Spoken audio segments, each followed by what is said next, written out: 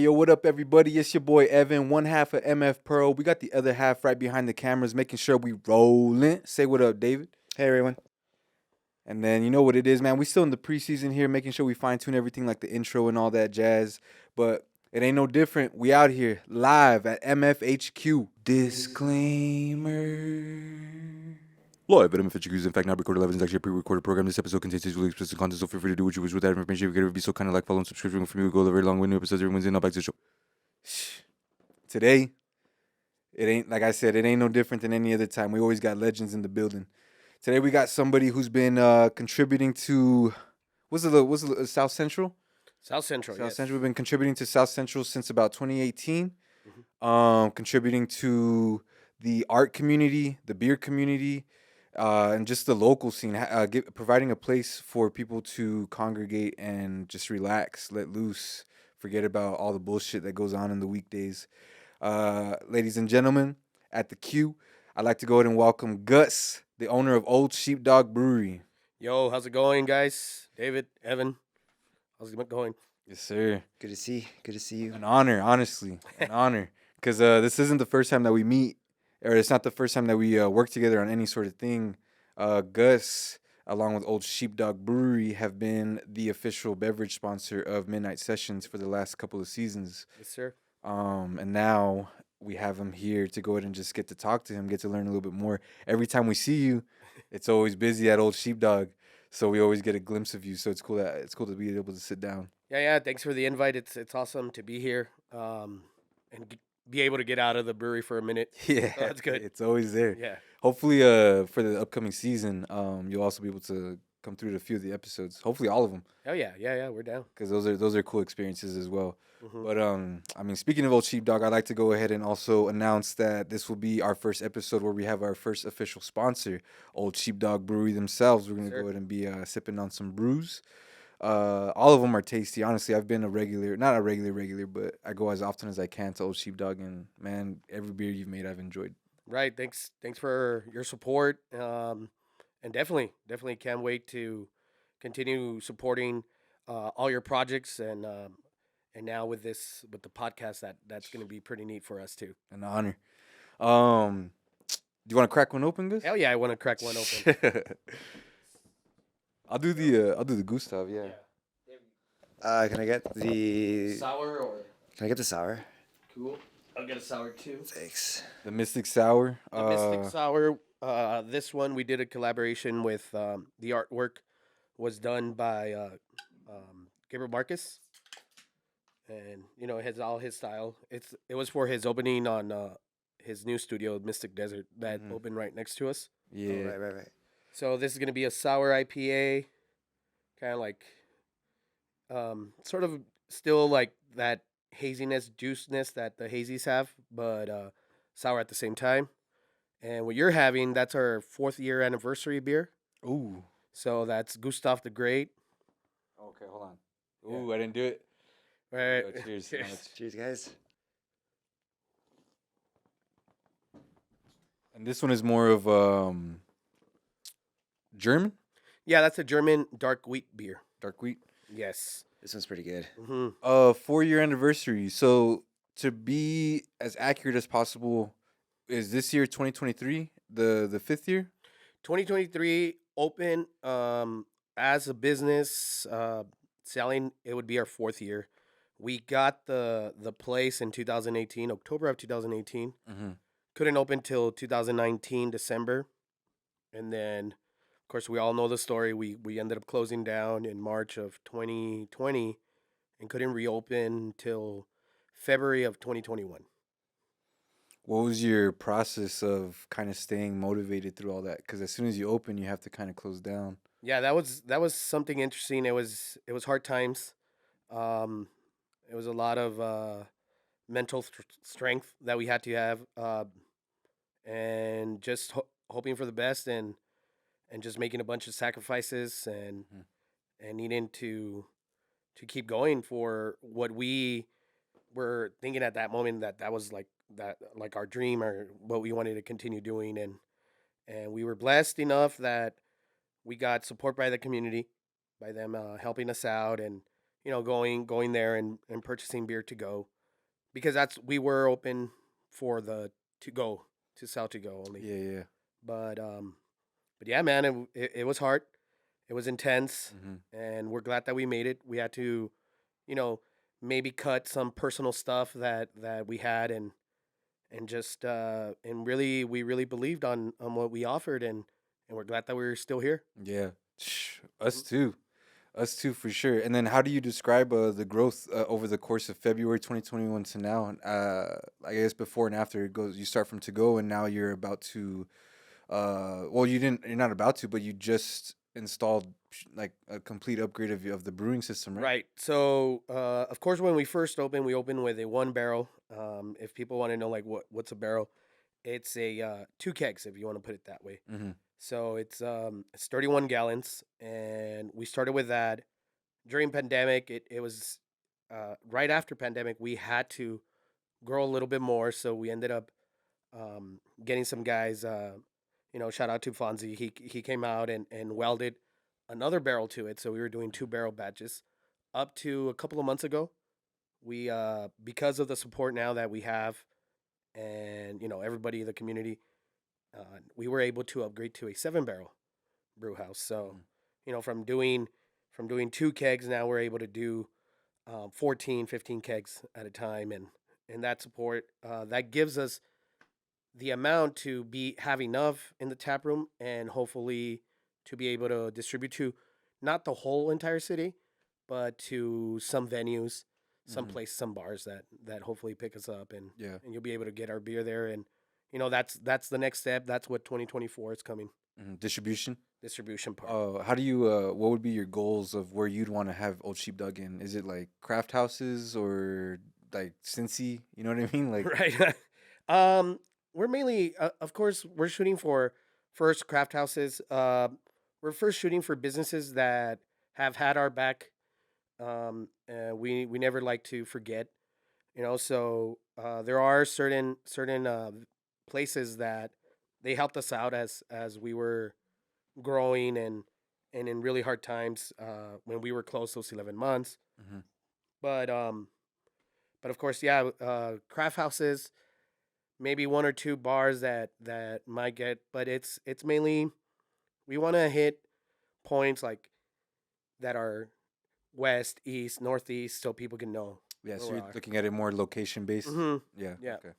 And then, speaking of the Mystic Sour, a lot of your beers that you release are either collaboration Mm-hmm. or like special event. Mm-hmm. Um, what's the flagship lineup?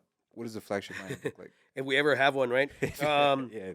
so I guess our flagships, we you could say that it's 4 of them. We try to do our wheat beer, which is my name is Hef. It's just a solid German style Hefenweizen, which we didn't make it this time, so we can make Mm-hmm. Gustav, because it's kind of like the same, but this is the darker side of it. Mm-hmm. And then our blonde redhead, which is the chamoy beer. That one seems to be a big seller. People love, the chamoy here in El Paso. Not me.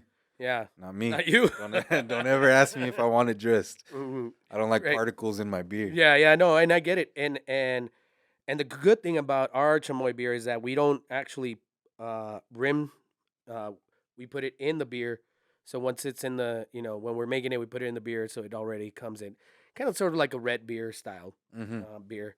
Another one that you could say is the Old Yeller, Yeah. which is a pale ale. Mm-hmm. We have in the recent months stopped making it for a minute. It is coming back, and the main reason why we stopped is the grain that Old Yeller is done strictly on Scottish grain, and for some reason it skyrocketed on its price, that particular grain. So we kind of had to like stop it, because if we continue doing it, we're gonna have to raise the price on that. Yeah. And of course, it's not. If you're used to paying a certain price for a beer, you don't want to show Yeah. up the next day and it's totally different price. So we kind of stopped that one. It is coming back. We tweaked a little bit to kind of make it more affordable for us, and obviously to give it to the public for affordable. Mm-hmm. And the 915 lager to represent all of the 915 El Paso. Yeah. So that one right there is one that we we could hardly keep it on tap because again, it gets a good response by people when we put it. And then we're trying to make one, and that would be probably like 2024. Another staple that we're gonna have, which is Buenos Dias, which is a coffee kolsch. So it looks exactly like a regular normal beer, your yellow straw color, but it's gonna taste like coffee, Oh, and it nice. actually does have caffeine. We've had it a couple of times. It's really good. Um, the first time we did it with a collab with the business, the roastery Casa Cafetzin, Okay. and they gave us some of their coffee. We put it in there, and then it turns out pretty well, and That's cool, that's how we man. have it. Buenos Dias. It's a Kolsch. It's another German style beer, but with our twist that we put coffee on it. How do you I'm sure you have a list of ideas just waiting to try out, but how do you go about, thinking of what can possibly be good together? So mainly like our ideas when we first started, a lot of it was my ideas, and then my wife Brisa, who's the other owner Yeah. of Old Sheepdog, she would bring out. She does have several ideas now that I kind of like stepped away from the brewing part, and is now Josh, our head brewer. Hmm. We all get together, all three of us. We get together and kind of like chat. Let's see what would be good. Sometimes the staff brings over Alex Bitar, who's another artist, and now he's our assistant brewer. He's now joined on with those ideas, and Hmm. so it's come along.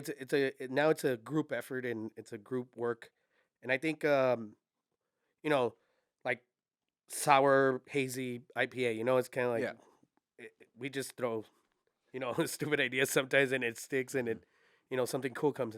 Yeah, yeah. Um, how far back does the home brewing uh go before Old Sheepdog became a concept? Yeah.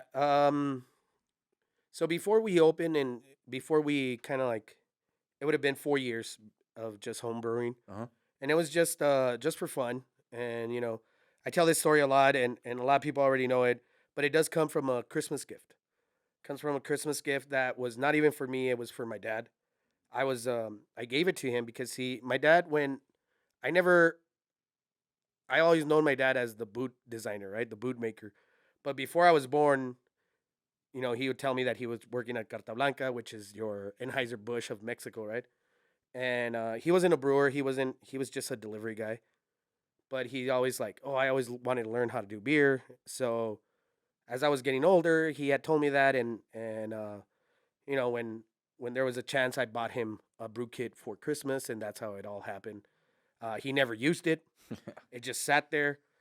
When my little sister went to college, we kind of like, she took like this beer appreciation class, and that's how, at her final had to be where she needed to brew her own beer.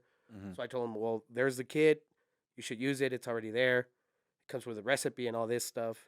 So she picked it up, and then I picked it up before her, and then we just started like brewing and brewing, and till it became more than just a hobby. Hmm. I would have allocation money that the wifey would tell me, leave this amount of for you for your brewing. So it would be like $60 every bi weekly. Hmm. I could either like use it for the grain and all the stuff, or I would save it for the following time to buy a bigger equipment. Till eventually, it started with a 4 gallon pot to which what we opened, which was the 1 barrel pot, Yeah. which is 31 gallons, which is stupidly insane amount of beer when you're not selling it and it's just sitting in your garage.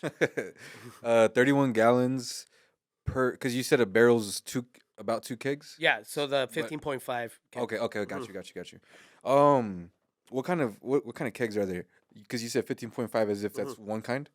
Yeah, so kegs come in different sizes. Actually, at the brewery, we don't use 15.5s. That's the most common one used out there in the bars.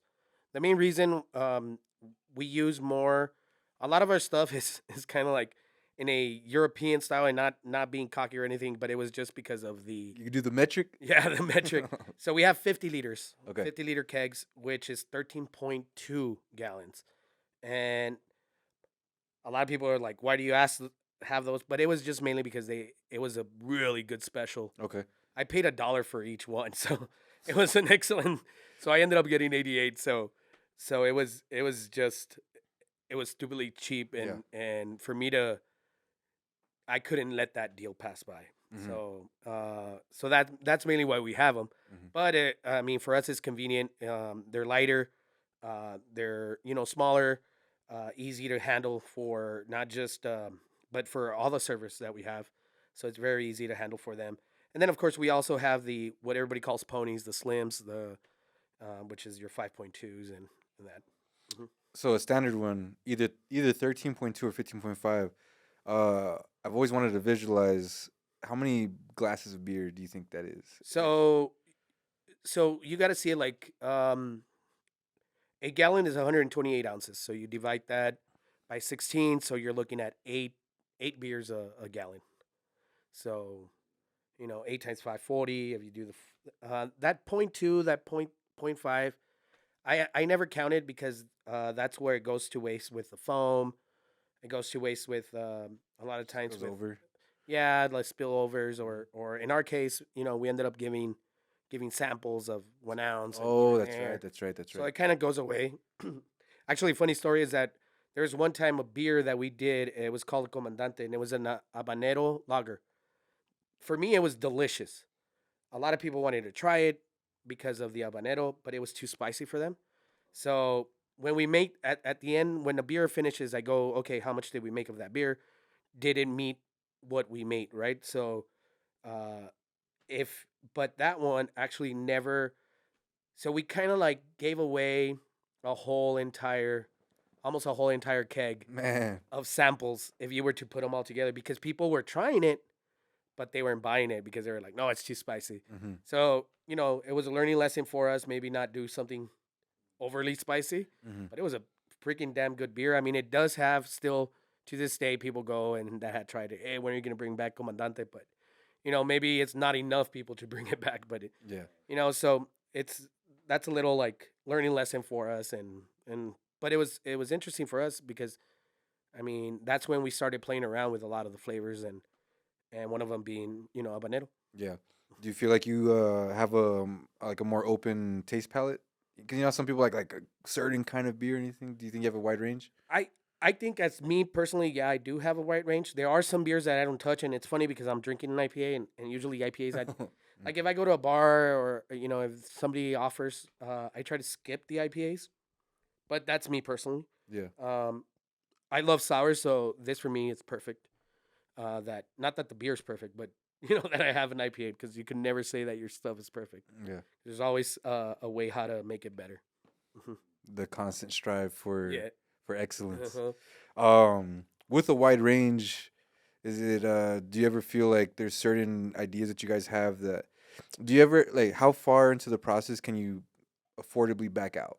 If you're like, nah, this isn't really we shouldn't continue with this flavor. Or do Uh, you have to kind of commit the whole way? well, I mean, there are some times where what we so there's like the brewing part and then the fermentation part and then the where you put it into a bright tank when it starts clearing out. I guess in that part, that's where you could add or not in the secondary part. Mm-hmm. Maybe I mean if you add it at the beginning, it's gonna be hard to take it away, right? Yeah. So, but maybe if you didn't like how it's coming out, you could probably try to fix it as much possible with either dry hopping, so more of the bitterness comes out, or you could fruit it, which putting a lot of more fruit into. If there's something that you don't like, there are some beers that if it's a little off, unfortunately, you have to put it down the drain. But Yeah. which has happened. Yeah. We ended up throwing a whole entire 7 barrel batch one time Man. recently on the newer system, and so that hurt. Yeah, I was about to Uh, ask, like, are those things that you can kind of be like, well, it's gonna happen, or if it's a stinger, you know? Yeah, yeah. I mean, it's gonna happen, and it always happens. And right now with the expansion of the growth of you know upscaling, the recipes you have to tweak them, and there's some stuff that maybe you don't like them, but then there's other stuff that maybe come out better. Like currently right now we have a light stout, the Morning Train. Uh, Originally that was a very heavy beer, and with the upscaling, I mean, the calculations were not done correctly, and we ended up coming up with this new, totally. I don't even know if light stouts is a style, but we just called it a light stout, and and it actually came out pretty well, man. Yeah. And I like it. I like it actually better that it doesn't have that big body, and it's very easy to drink beer. Light. Hmm I was gonna ask like what makes it be considered a light stout. Um, so I wanted to ask Gus, through your time so far at Old Sheepdog, you've been getting further into the brewers community as well. hmm What's been your experience just growing into that? I mean, it's pretty neat. Obviously, I didn't have any experience when we were coming in. I never worked at a bar. I never knew anybody that worked at a bar or any owners of anything. Especially not even the breweries, right? When I opened as number 5. You know, it's been growing a lot. Currently, right now, we've made the count and we're like at 11. Mhm. So it's been doubling up in a matter of like 2-3 years. It's been really growing. In terms of like breweries? Breweries Oh, part. okay. And as far as like what I've noticed with you're asking like what I noticed with other brewers or with Yeah, a little bit, but just more or less like your experience in kind of joining other people who probably this also started as a like a hobby at home yeah. and stuff. So it's pretty neat. I mean, I've talked to several of a couple of the owners of the other breweries, Mhm. and we all kind of have similar stories, and everything is kind of like where either we were too young to buy beer and we ended up making our own beer, Yeah. or we were too it's just too expensive to buy craft beer, and then we ended up doing our own craft beer. Yeah. So, I mean, it's like that. Every owner has their own little story, but it's pretty neat that we all kind of it's for the same reason, and it's mainly for the love of craft beer, Yeah. for the love of beer, and for me, it was just I want to do this because I really really enjoy tasting different types of drinks and in this case beers because I really love how a beer didn't need to be one particular taste like how we were used to as we were growing up. I've tasted craft beer since I was 18, so um, legally because I'm originally from Juarez, so that's how I legally tried craft beer. And then when I moved over to El Paso, I a friend of mine showed me Buddy's Beer Bar, Okay, yeah, yeah. and he showed me several types of Your different friend or types. buddy himself? Yeah, no, Buddy himself. Yeah. Yeah, yeah, yeah. So I think it's kind of like it's a really unique spot, Buddy's Beer Barn, um, for a lot of the craft brewers and a lot of people that love craft. That he has a lot of that to say, like what we were all trying when we were younger, Mm-hmm. and thanks to him, I would say that there's a lot of people right now, including the brewery owners, that You think you would give a lot of credit to Buddy being a huge catalyst for? yeah, I craft really beer? do. I Yeah. really do think that he was the main ones of here in El Paso to That's kind of true. push that. When I was a kid, I'd see that barn Hmm like all the time just driving by Montana. Yeah, it's a pretty neat, man. I really really enjoyed it, and you know when you're young, of course everything tastes horrible. Uh, but in then, yeah. So it's kind of like the whole Stone arrogant bastard. Have you had it? I think so, actually. Yeah. So when I had that when I was really young, and thing was horrible. That's a strong one, right? Yeah. Well, no, it's just an IPA.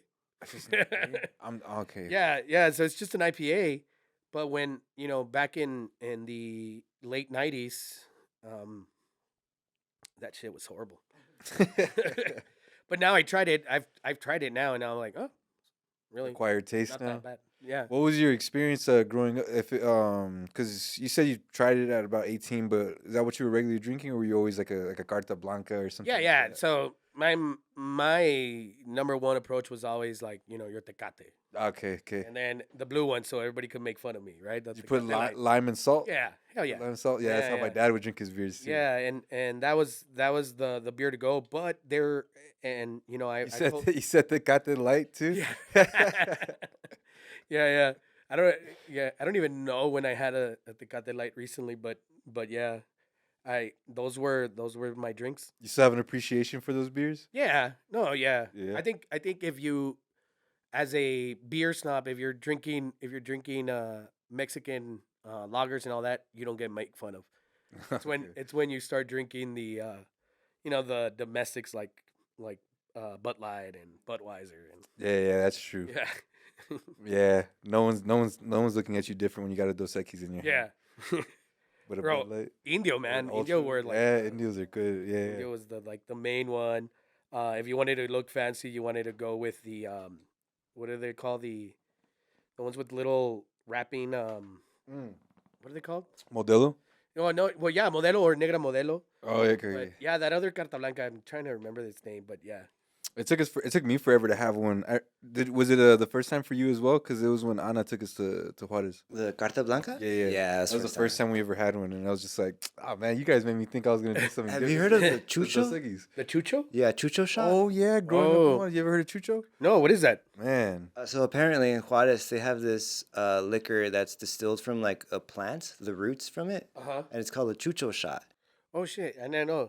I've never had it. it's one of those Yeah. types of bottles that you can see the herbs in the bottom of it. Yeah. Mhm. Yeah. They have a whole thing. What was it like? The first one is for you to try. Yeah, The second so- one is for you to stay, and then the third one's for you to like. Come back. Yeah. So like apparently when you get introduced to it, if someone's from Juarez and or I guess hopefully they have it in Mexico everywhere else, Mhm. but they're supposed to give you 3 of them, and then the first one welcomes you, Yeah. second one shows you a good time, and the third one invites you back again. And where's this at? I don't know where we had it at different places. Oh, so but it's like a common thing. yeah, but Okay. apparently you can't bring it to the States, so like we've only been able to have it over there, and for some reason nobody really knows whenever we bring it up. So I'm wondering if we got scammed or something. Yeah, dude. They kind of called it the equivalent to like an absinthe, but it's like Mexico's version of an absinthe because Oh, I guess okay. the plant grows Yeah. in Mexico only or something Yeah. like that. Yeah, I didn't- crazy. We learned about the knowledge of it, the research very loosely, but it's been something that we always think about whenever we think about going to Juarez to The drink. Chucho. Yeah, Chucho. Gotta try it. Chucho. I'll ask around. Okay. That's right. Yeah, because I don't think we did it at like Kentucky. We stayed close to the bridge, Mm-hmm. so I can't even remember where we went. But we went around the street. Everything got real dark. Yeah. Street lights stopped working, and that bar was where they had it. But it was cool. Yeah. It Yeah. tasted kind of licoricey, right? It was a little Yeah. licoricey. Yeah. Mhm. Okay. Yeah. So All right. I gotta try it, man. I gotta try it. I mean, the Juarez used to be like all my stomping grounds.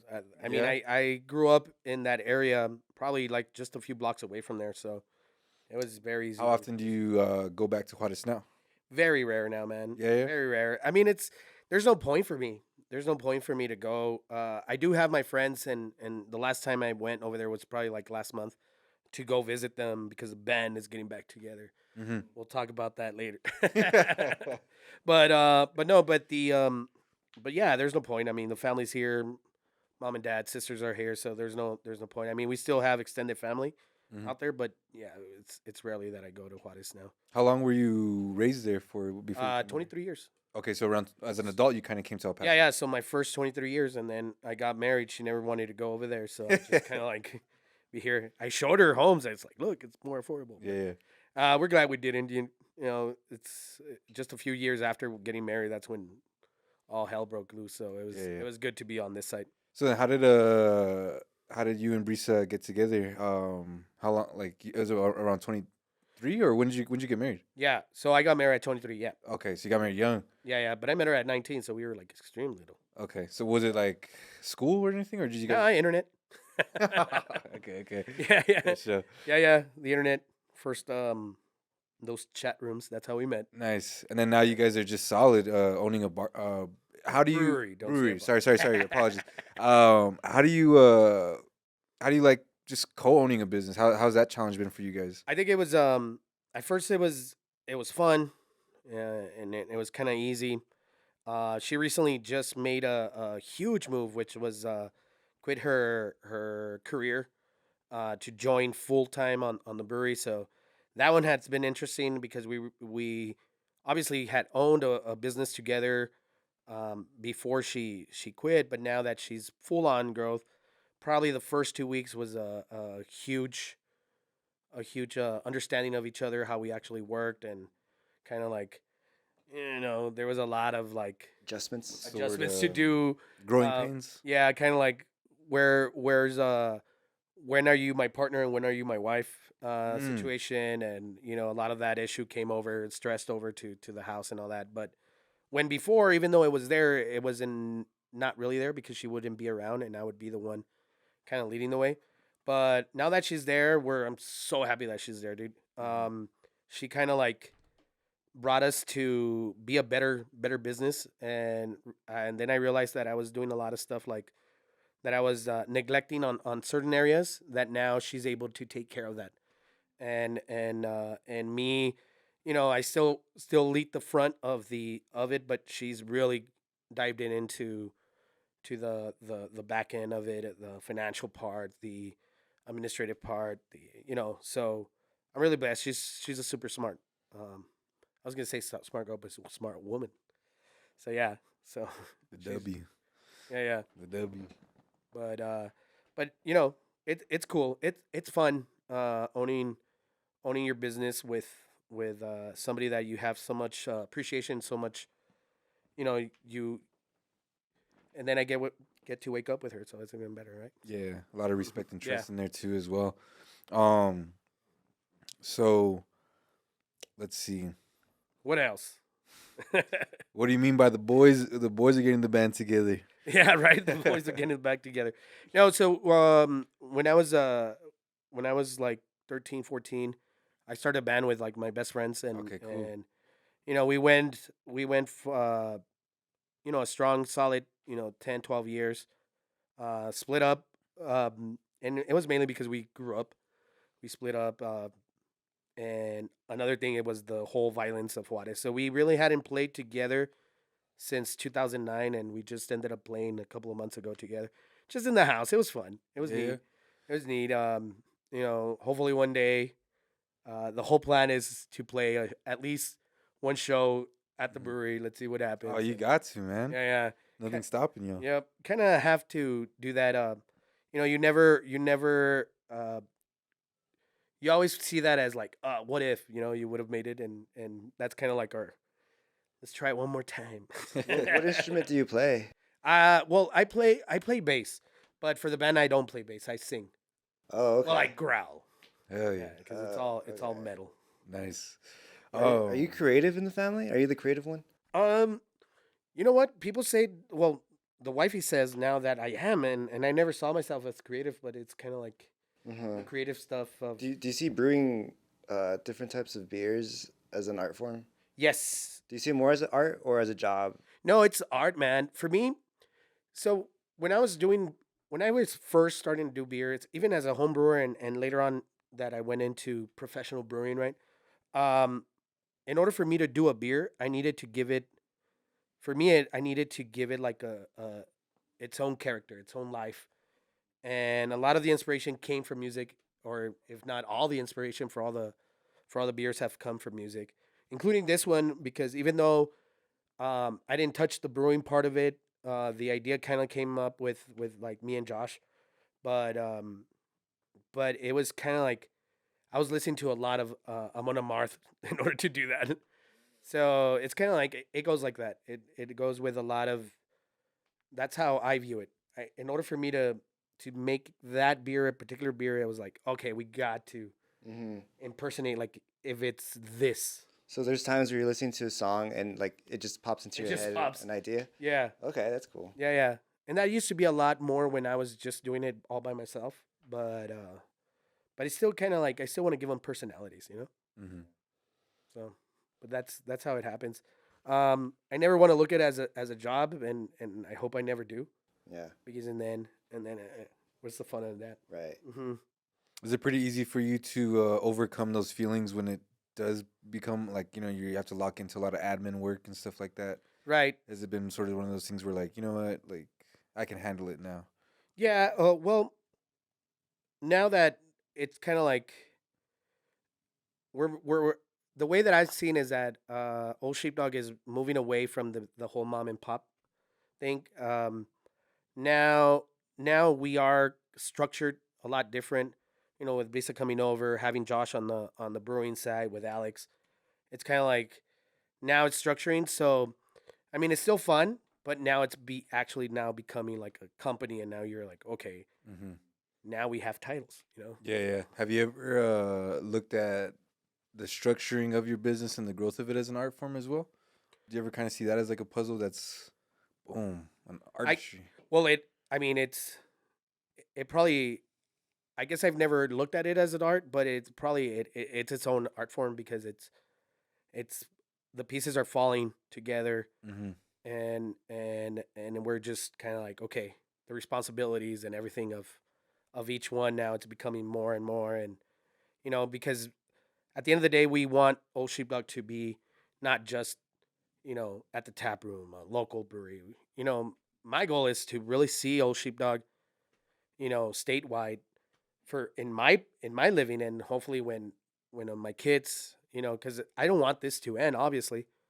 So hopefully my kids could take it out and at least have it in 3-4 states. Yeah. I know it's hard because craft beer industry it's really grown lately, and it's grown here in El Paso, but it's grown outside of Texas and more, right? And I say Texas because Texas is one of the states that kind of is not big into craft beer. It's getting there, but it's not as big. And you know, you hear a lot of rumors like, "Oh, craft beer is dead."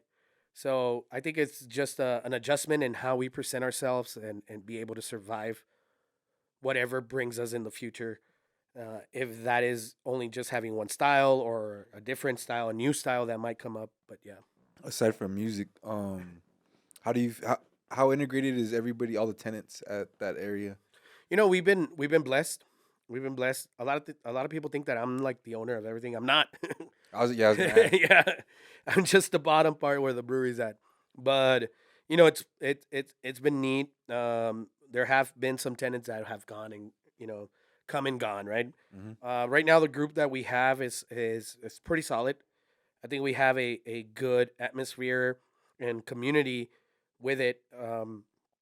And that's not just including that building, but including up front. Now that unfortunately Tino had to close the gallery, but we're so happy that Laura Turon took over, and having the vintage store upstairs, Mm-hmm. and just for records on the other side.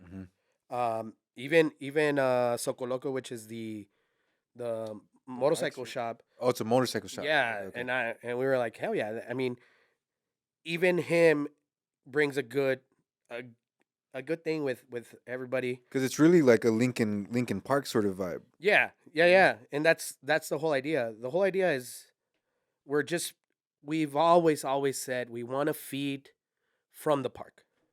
We want to be part of the community of the park, and you know, it's been really good that the tenants that have been coming and the new ones, such as like Gabriel Marquez, and there's still a couple of units still available that people are going to be renting out. We don't know who, but the people that are coming in, they're coming in with that. I'm glad that they're coming in with that mentality also of community, right? Mm-hmm. And because that's mainly what Old Sheepdog is. I mean, we call ourselves Cerveza del Pueblo for a reason, Mm-hmm. and I think that whole Cerveza del Pueblo deal is more of a we're here for the community. We're here to support them as much as possible, and what better way to support and be part of the community of Lincoln Park and South Central, Yeah, which they're really proud of that area. yeah, yeah. Would you have if that building wasn't the best situated, would you have been open to any other like side of town, or were you kind of locked in, like you want to rep South Central? So the main reason, obviously, when we first opened, when we had the idea, we were looking at different places. Nothing really felt like what we wanted to come out. Um, the Lincoln Park area, Brisa grew up in that area, up to like I think like 13 or 14. She kind of grew up in that area. Was always at Lincoln Park playing basketball with her dad. So when that property comes up, we're seeing it. We're falling in love with it. Um, we saw a price, we couldn't afford it. So, you know, but we kept on looking, and we would always come back to that. Always. And we'd always say, man, if we could only afford this, because it's right next to the park. And, obviously with her past, she really loved the park, and kind of like just representing and memories of her dad. Till one day the landlord kind of split it, and that's where we're like, okay, yes, we could Now we can lock in. yeah. Yeah, yeah. Hmm. Man. Um I was gonna say, aside from the music, then, because a lot of music integrates into your creative process when you're Hmm. making the beers, um, has, because as I said before, the other tenants around the community, a lot of it's visual arts Hmm. or something that you can see. I guess not just for records is music, but did has like a an appreciation or a love for visual art, muralists, painters, and everything. Has that did that start because of your time at Old Yeah. Sheepdog? So, of course, when we first started, on our business plan, we've always put the arts. Arts has always been part of the business plan that we had since the beginning. And why? Because there's a lot of art coming from the park. Yeah. So, with artists like Gabriel Gaitan, who is one of the artists that started the whole movement of the pillars. You know, we've had the honor of him even painting some stuff inside with us. It kind of like, I think it was like, if you build it, they will come. You we open that, and the first thing that we do before we even we paint our door. We painted our door with the dog, Mhm. and we had that mural, and I mean that was done with a childhood friend of mine who used to be in the band with me and everything, and you know, and then all of a sudden we find out that there's going to be an art gallery up in the up front, and that was opened by Tino and Diego, and by that it kind of like made everything what we were going for, Mhm. like the whole art. Thanks to them opening, and thanks to I would say, like, just being in that location, um, that we were able to attract Yeah. a lot of the artists, a lot of the muralists, um, and then little by little, people started donating their artwork, and for me, that's a huge blessing, because that place wouldn't look the way it looks if it wasn't for those people that showed up. Mhm. I know you just said that Moy was one of your guests.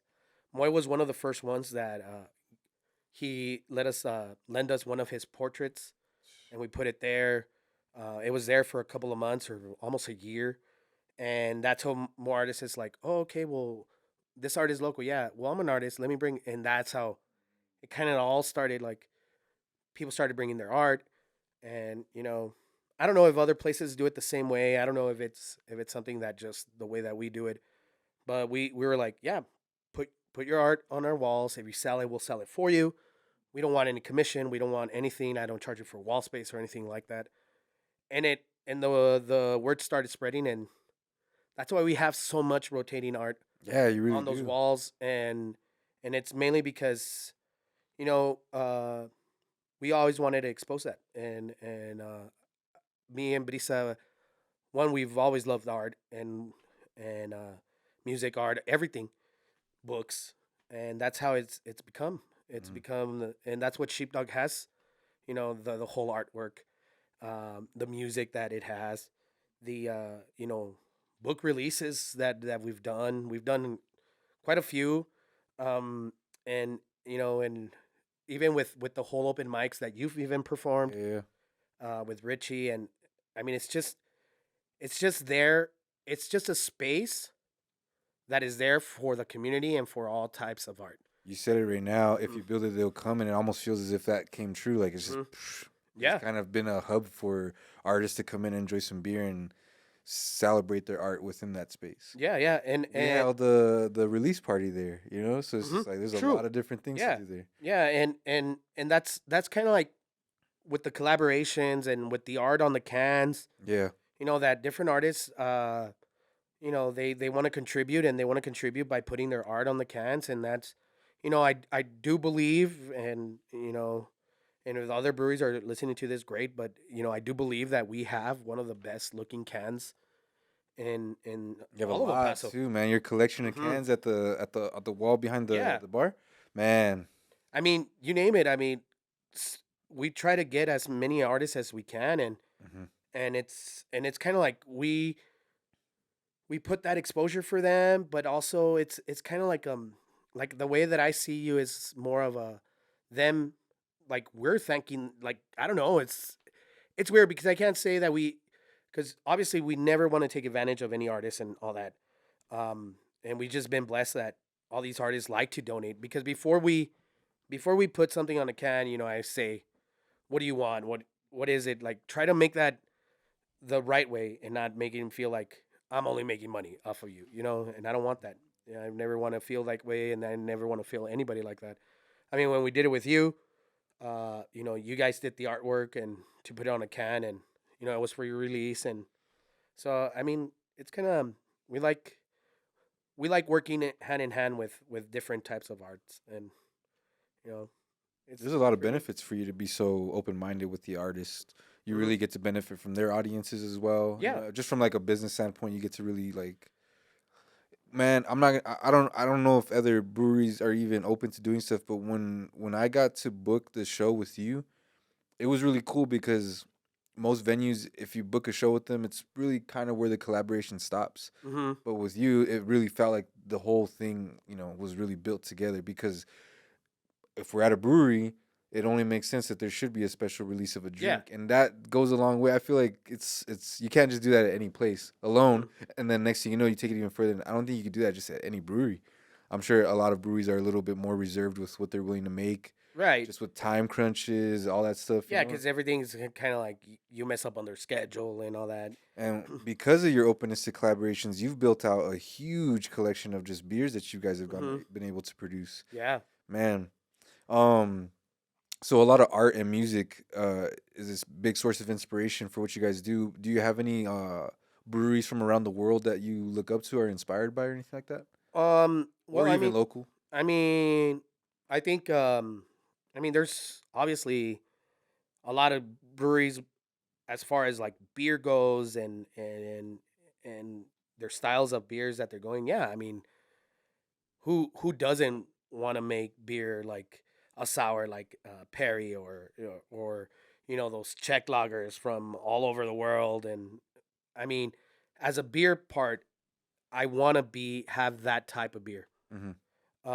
As a brewery and business wise, and how it is, I don't look after anybody because I don't want to copy anybody. Okay, cool. I don't want to copy anybody, and I always wanted to be unique, and the main thing is like when I see something that we're doing, and not just here locally, but in other places that they're already doing this stuff that we're doing, let's move it up. Let's change it up. Let's change it up. Why? Because I think the community deserves that.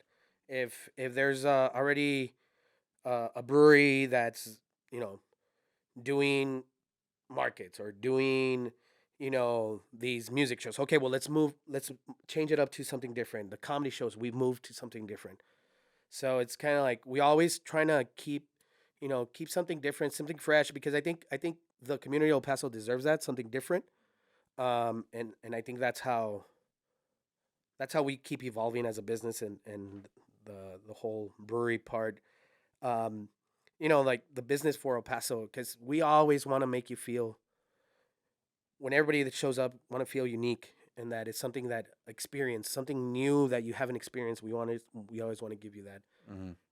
We've done stupid stuff like pillow fights. We've done you know we've done Yes, right. we've That's right. done graffiti wars. We've done, you name it. So we've done You different did things. the grill off too, right? It was Yeah. like a cook Yeah, off like the of some cook sort. off. Yeah. And so it's kind of like, if ideas there and then we think it's cool and fun and unique, we'll go ahead and run with it. Hmm. I wanted to ask because I wanted to hear how you were going to answer it. Because based on how you answered it, I'm glad you did because I wanted to say the originality really like spews out from Old Sheepdog. Mm-hmm. It really does feel like it's just an original concept, and the way you guys are tackling it all just feels like you said fresh. Mm-hmm. That's what I love about Old Sheepdog because I started off. When did we first get there? I think it was after COVID for sure Mm-hmm. when we first showed up.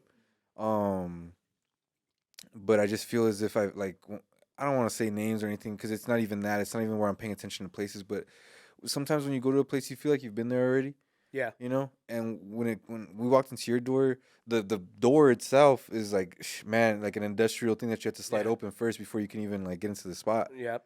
And it's just like a unique experience right from the first day, and it's been cool, man. Thanks, for sure. man. That's cool. Yeah. Plus, it's a whenever there's a zombie invasion, you want to be at Old Sheepdog. 'Cause Yeah, don't have definitely, windows. man. That building's sturdy, man. That's Yeah. a sturdy building. Mhm. What's the history on it? Is it a super old building? How old is it? Well, I mean, the stuff that I know about that building and the stuff, it has always only been because people share tiny stories of here and years and that, and I've been able to all kind of like put it together like in a You little just have time lapse. like a crime Right. scene board on Yeah. your house. This man said at this year. Yeah. So, of course, the records of that building, which the city never had records when we Yeah. first moved in, but the records of like the plans, they're from 1930, and what I was told by a man that used to live in front of the brewery where the gallery was, that it used to be a meat packaging business, so in a slaughter deal. Again, this is only what they've been telling me, right? And hopefully it's true because I've been telling this to customers all the time. But that it was a meat packaging business, and in the probably early 50s, the building where I'm at was an expansion of it. And you could totally see it because there's like windows and that they're covered with brick. Um, in that, this gentleman told me once that he used to work there in the mid 50s or 60s, 60s. I think in the 60s, when he was in the summer, he would go out there and make jeans in that building that we were in. So I guess it was a jean company in the 60s. I know like in the 80s and 90s, it was like a pallet shop. And then early 2000s, it was a auto shop. All sorts of industries. Yeah, and then I think it turned back into a pallet shop, and then it turned into just like a warehouse. And then in 2017, that's when the church got That's it. right. That's right. That's right. Yeah, and like I think or early 2018, and then they moved out in October of 2018. They moved out in September, and then in October of 2018, that's when I got it. And I heard stories about like all the stuff that would happen in there with the when the church was there. So, I mean, I've seen videos of that, and it looked pretty cool. Obviously, it didn't look the way that it looks now, but that's one of the reasons why we got that one was because I knew that particular section, just that section, was been loved by artists, and it was pretty neat, which was the guys from the church, and I've never went there. I don't know if you guys did, but yeah. No, when they told us, I was surprised because they only brought it up because of the fact that we had started to work with you. So when I had a meeting with them, I brought it up, and they're like, "Oh, we used to be there," and I was like, "What?" Yeah. So they were telling me about that. Who started the Polaroid dog wall? That's pretty neat, huh? That one was done by Alex Bitar, our assistant brewer. He was our lead at the as a server, and he brought a little camera and he started taking pictures of them, and it just like, oh man, it just took off. Yeah. And it's a big collection now, and now we try. So if you're at the tap room and you're a server, and then you see a dog, you take a picture of it, and then we kind of like send a message to Alex, and he prints them, and As a Polaroid? yeah, it's a little Oh, Polaroid. nice. Yeah. I caught you in the act when you were capturing someone's dog. Oh yeah. Yeah. It was like a couple days. One of the last times I went. Yeah. We still do it, and then we want to cover the whole entire wall with it. Kind of like the frames, and people love that. And we've been 2 years in a row. We've been second place as the most dog friendly places Oh wow. Across Yeah. all things. across businesses, not just Yeah. breweries. Yeah, like Wow. Second place. second place. She gotta be first. Yeah. Well, it's kind of hard. I mean, Gringo Theory does That was really first well. place. Yeah, they're first place. What is it that they do? Well, they have a dog park, so I mean, you can't. Oh, beat that's that. catchy, man. You can't beat that. I don't have a dog park, but yeah, Full-ass dog park. yeah. And then as far as breweries, we've been. They gotta be exempt from that. Yeah, They huh? can't be allowed to be in that. What? That's Is it the like dog park? Yeah. And then as far as like breweries, 4 years, no, 3 years in a row we've been third place. So hell you're yeah, shooting for that. consistent baby. That's awesome, man. How are those experiences? Like, do you go to the award shows or the I events? do like. Well, this year I didn't, but last year and the years before I You did. like them? They're cool. Yeah, they're fun. They're pretty neat. They're pretty neat. You take any beer when you go? You take any of your beers for people to No, try we out? don't. But yeah, because they sell beer there, so God, true. I'm just making. I'm just I don't seeing think what I it's don't think like. they're gonna enjoy that. But Yeah. but we do go to those. We went to those this year. We decided not to because Because it was time for first. it's time for first. Yeah, so many years. Give me that third I mean, the place. funniest thing was there was one year when we didn't even get the first year that we were out there, and I guess that's how we started making our little like name for ourselves that we were gonna be, you know, not taking too seriously about our stuff. That when we didn't even place on the top five, and there was only 5 breweries, so I was like, come on, Man. yeah. But I mean, those are funny stuff, and again, we we really still at this point don't take ourselves very serious about it. Hmm. You know, Yeah. 'cause we still like to have fun. I don't think it's one of those businesses you should take serious. At least with Mhm. like the branding and the marketing of it. Obviously, as like Mhm. as a craft and as a your taxes and whatnot, you want them to be. How Yeah. is that? Just from like a business standpoint, just because we're still trying to figure out everything when it comes to certain things that come along their way. But what have been some of the biggest challenges that you had to come? Has it been like taxes or like certifications and like Well, licenses? I guess as understanding, other than the pandemic, of course, right? But yeah, our product gets taxed 3 times. So, Really? so Dang. that was that's that one's a shocker when we were like really coming up, and it was like, what? You didn't realize that when you first started it? I there's a lot of stuff there's a lot of stuff in brewing as and I would think like in all businesses that there's not a manual for it, or other people are not going to tell you about it, or even the own government won't tell you what you need to do, because obviously with you missing some stuff comes with fees, and it's money. At the end of the day, everything's money, right? But those are the little experiences, that those shockers that Hmm. they send you a fine of $12,000 for something, and you're like, how Shit, the hell did I man. didn't know about that? And you're not even open yet, and they still fine you. But Ruthless. yeah, but it's stuff that you learn, and um, for the new breweries coming up, and for the breweries that are barely starting, also, I'm open to see if they need advices or anything like that. I'm always Yeah, I was about to ask yeah, with because more breweries yeah. coming in, have you felt any sense of like competitiveness coming up Well, at the all? competitor is always going to be there. Okay. It's always going to be there. I mean, as much as we are going to be like, Supportive. supportive and hugging each other. But I mean, the competitors there. I mean, they are doing the same thing that you're doing in the same city, you know. But you try to also see the positive of actually having more breweries, because more and more people are gonna drink. Um, if something opens, of course you're gonna lose people. Um, I mean, we're expected to lose people right now when Dead Beach opens next to us. Oh, true, true, true. But the way I see it is, I'm gonna lose them 2-3 months, and then after that, people are gonna plan out again, and they'll come back, and and for now, it's like it's gonna be fun. That now there's gonna be like in other major cities where there's breweries everywhere and real close to each other, and people could jump to one another. So that's gonna be neat. Jumping from one another, because there's gonna be another one open and real close by on 5 points. So I mean, that's gonna be neat, and that's going to be good for the community, so they could jump. And for the breweries, it's also good because we're now more and more people feed off of that, and more people start understanding what a brewery is. It's so sad that still, at this point, there's a lot of people that don't understand that the beer's done there, and then it's kind of, so it's neat, more and more understanding. Unfortunately, El Paso has always been behind.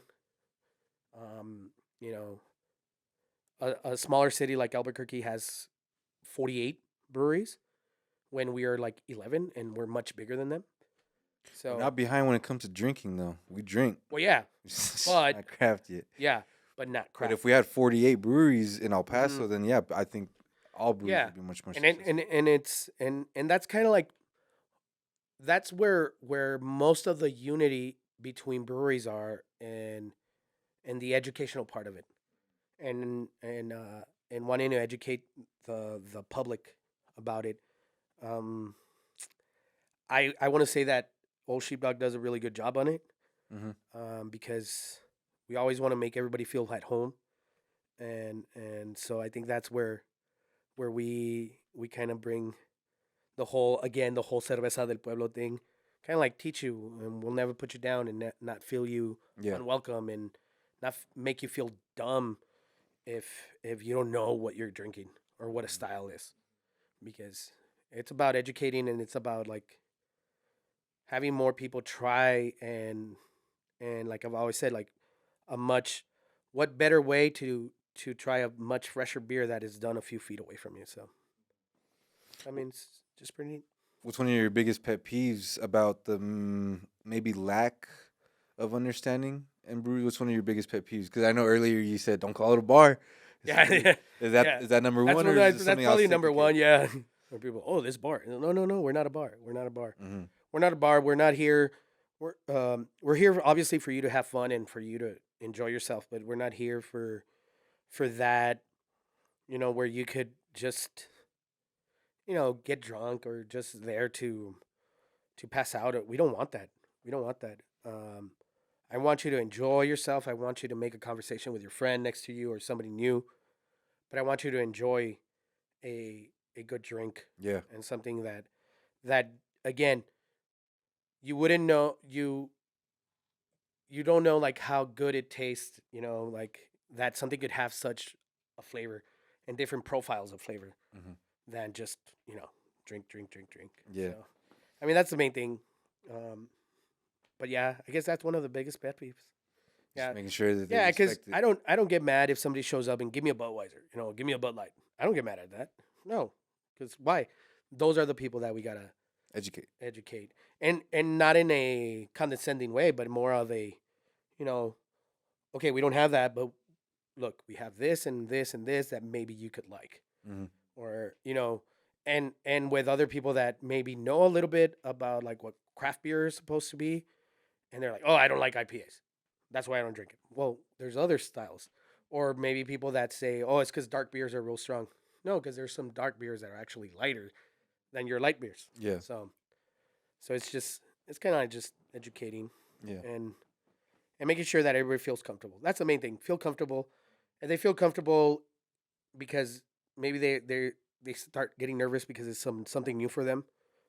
Well, that's when you have to make them feel comfortable. Yeah. Yeah. That's your job as a server, As a server, as a business. as a host. Yeah. There gonna be another Barrio Love series Every year, yes, sir. every year, and you guys do a different lineup every time, right? Yeah, I know that the first two lineups, the first times, there was like Segundo Barrio on both of them. But yeah, we're doing. Well, I mean, you're gonna have to do some repeats at some point. Yeah, There's yeah, only so many barrios. yeah. But so the Barrio Love series is like we kind of like every year we do three different barrios, but we also do a theme on the cans. And I don't know if a lot of people have noticed that, but the first year was murals Hmm. on the cans. The second year was the streets of that neighborhood, and then the third year was the tienditas, Mm. and then the fourth year I don't know yet. Do you guys do it at the same time every year? We try to do them in May. Mayish, like summer. Yeah, for like Mother's Day. Okay. Yeah. Shh.